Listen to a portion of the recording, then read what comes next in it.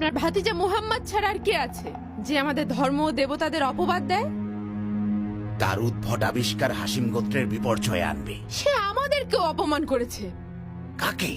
আপনাকে আর আমাকে আর কুরাইশদের সবাইকে বলে বেড়াচ্ছে এগুলো নাকি সে আল্লাহর কাছ থেকে পেয়েছে। সে কি বলেছিল? আবুল আহাবের হস্তদয় ধ্বংস হোক সে নিজেও। কোনো কাজে আসেনি তার ধন সম্পদ যা সে উপার্জন করেছে। অচিরে জাহান্নামের আগুনে প্রবেশ করবে এবং তার স্ত্রীও যে ইন্ধন বহন করে, আর তার গলায় শক্ত পাকানো রশি বাঁধা থাকবে। আমাকে জাহান্নামের হুমকি দেয়? চিন্তা করবেন না, আমি কাবার সামনে তাকে পাথর মারবো। শোনো আবুল হাকাম, আমরা যদি মুহাম্মাদের বিরোধিতা করি তাহলে হাসিম গোত্র তাকে সুরক্ষা দিবে না, তারা সেটা করবে না, কারণ সে সবার ধর্মকে অপবাদ দিয়েছে। আবুল হাকাম, হাসিম গোত্রের মধ্যে আমাদের ধর্মে বিশ্বাসী অবিশ্বাসী কেউই মুহাম্মাদকে আমাদের হাতে তুলে দিবে না, শুধুমাত্র তোমার ভাই আব্দুল উজ্জা বাদে। তাহলে আমাদের কি করা উচিত? কুরাইশ প্রধানদের সবাইকে একত্র করতে হবে আর তাদের বোঝাতে হবে মুহাম্মাদের কথাগুলো সবার জন্য কতটা বিপজ্জনক।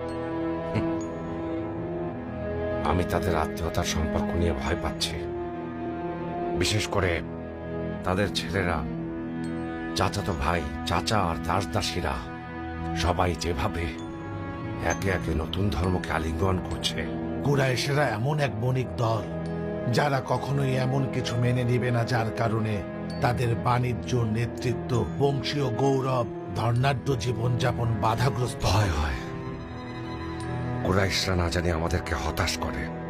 আমাদের অবশ্যই মুহাম্মাদের বিরুদ্ধে রুখে দাঁড়াতে হবে, আর এই জন্য আমাদের সবাইকে অবশ্যই একসাথে একাগ্র চিত্তে কাজ করতে হবে। তাহলেই আমরা মুহাম্মাদের সাথে দ্বন্দ্বে পেরে উঠব। তবে তাই হোক, কিন্তু আমরা ওকে তখনই রুখতে পারবো যখন আমাদের দল আরো শক্তিশালী হবে। দলবদ্ধভাবে মুহাম্মাদ আর তার দলের বিরুদ্ধে দাঁড়াতে হবে। তাহলে ইয়াসিরের পরিবারকে অত্যাচারের মধ্য দিয়ে শুরু হোক।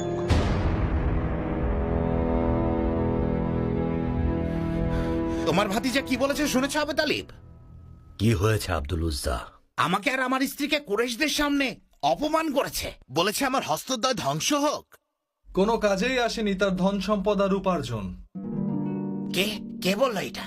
এটি উপেক্ষা করো আব্দুল উজ্জা, এবং দয়া করে আমার কথা শোনো। কি বলবে বলো আবু তালিব। নেতৃত্বের জন্য কখনো বিবাদ করিনি। আমার বাবা আমাকে এই নেতৃত্ব হস্তান্তর করে গেছেন। হাসিম গোত্র তো একমত হয়েছিল। আমি তোমাদের না জানিয়ে কখনো কিছু করিনি।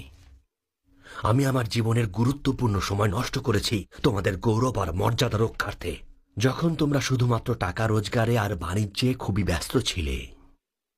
আর এ কারণেই আমার অধিকার আছে তোমাদেরকে বলার, যেন তোমরা তোমাদের মুহাম্মাদের শত্রুদের পক্ষ নিয়ে ওকে কোনোভাবেই দূরে ঠেলে দিও না, বরং ওর পাশে থাকো তোমরা। ছি আবু তালিব, ছি। কুরাইশটা কি আমাদের শান্তিতে থাকতে দিবে? কাবার মালিকের শপথ, তারা আমাদের মক্কার সীমানার বাইরে বের করে দিবে। তারা আমাদের বাড়িঘরও কেড়ে নেবে। তুমি কি বলতে পারো কোথা থেকে তোমার ভাতিজা এই ধর্ম নিয়ে এসেছে? পূর্বসূরীদের ধর্ম সে মানছে না, আর তুমি বলছো তার পাশে থাকতে? এটা কিভাবে সম্ভব? কিভাবে? এত কিছুর পর আবু তালিব, আমার কি করা উচিত বলো?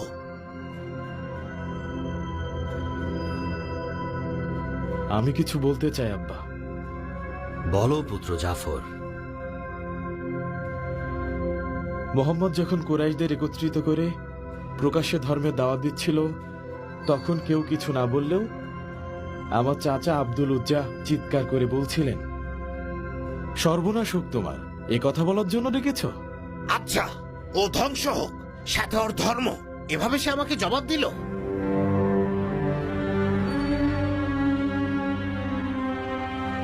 সে জবাব দেয়নি, আর কখনো সে জবাব দেবেও না।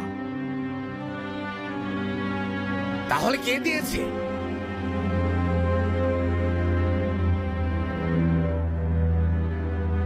মহান আল্লাহ আপনার জবাব দিয়েছেন আয়াতের মাধ্যমে, যেটা জান্নাত থেকে এসেছে, আর শেষ বিচারের দিন পর্যন্ত সেই আয়াত আপনার ঘাড়ে লটকে থাকবে। আমার পক্ষ থেকে তার জন্য শুধু অভিশাপই থাকবে।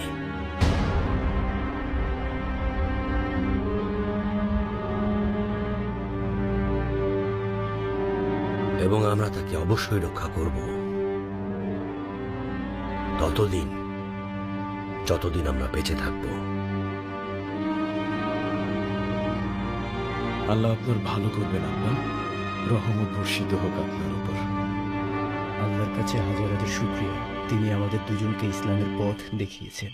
একজন ইথিওপিয়ার আর একজন রোমান সাম্রাজ্যের। ইথিওপিয়া থেকে এসেছো তুমি বিলাল, আর আমি এসেছি রোমান সাম্রাজ্য থেকে। এ সবই সুবহান আল্লাহ তাআলার রহমত। মক্কার পবিত্র ভূমিতে বাইতুল হারামের এতটা কাছাকাছি থাকতে পারা, আর আল্লাহ রাসূলের জীবদ্দশায় সামনে থেকে এমন একজন মানুষকে দেখতে পাওয়া। সাল্লাল্লাহু আলাইহি ওয়াসাল্লাম, ঠিক বলেছ তুমি বিলাল। কিন্তু কি আর করব বলো বিলাল, আমরা অবিশ্বাসীদের মাঝে বসবাস করছি। তারা আমাদের নির্যাতন করতে একটুও ভাবে না। শুধুমাত্র আমরা দুর্বলেরা তাদের ধর্ম মানি না বলে কুরাইশের লোকেরা আমাদের এত অত্যাচার করছে। দরকার হলে মরে যাব, তারপরও ধর্ম ছাড়ব না। যদিও আমি কুরাইশ বংশের সবচেয়ে খারাপ লোকের দাস, উমাইয়া ইবনে খালাফ। এজন্যই বলছি, বিশ্বাসের কথা গোপন রাখো, যতদিন না পর্যন্ত আল্লাহ আমাদের এসব থেকে মুক্তি হওয়ার পথ দেখান। রাসূলুল্লাহ সাল্লাল্লাহু আলাইহি ওয়াসাল্লাম আমাদের নেতা, তাকে অনুসরণ করব। সাল্লাল্লাহু আলাইহি ওয়াসাল্লাম। আল্লাহ যদি চান আমাদের দেখা হবে। ভালো থেকো। ভালো থেকো।